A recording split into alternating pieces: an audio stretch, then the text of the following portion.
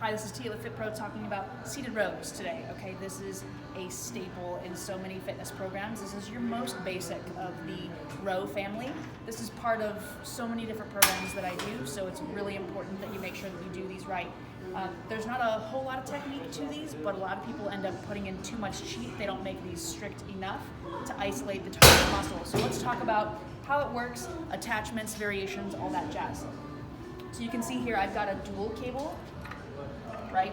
These are common in gyms. You might also have a single cable, in which case the V-bar, this is called a V-bar, is the most popular attachment, right? You're just gonna attach that onto the pulleys like this. So whichever setup you've got, if you're a little bit wider base, the dual cable or a wider tool that you can attach is probably going to give you more clearance, right? If you're more narrow, like myself, then it doesn't really matter which one you use, right? The goal is to isolate the mid-back, and however you can do that best, so be it, right?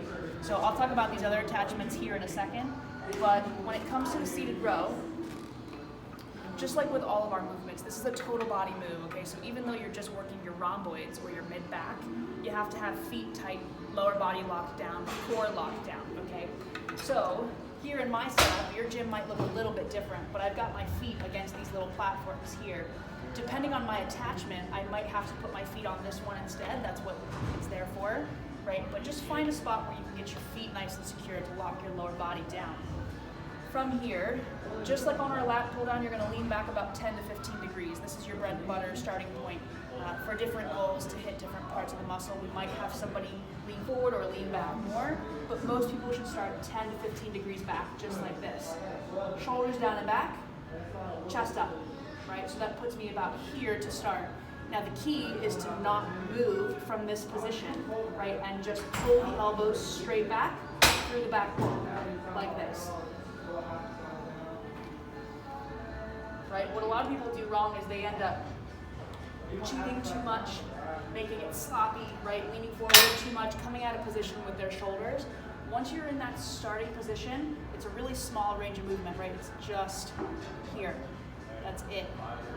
Okay? If anything else is moving, use the mirrors around you, film yourself, make sure that nothing else is moving. It's very small. Once you're in the position, it's straight back until the hands are even with the rib cage. Okay? So, like I said, I've got these dual cables here. I like the feel of these. The V-bar on a single pulley is going to feel really similar. I've also got this lat pull-down bar or something long like this. You could attach this on, and you could do more of a pronated or an overhand wider pull, right? That's going to hit a little bit more lats than rhomboids, but that's a really good variation.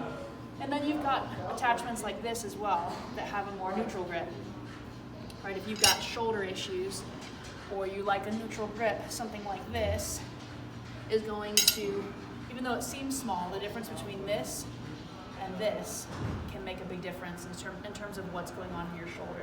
So there's a lot of attachments that we can put here onto the seated row.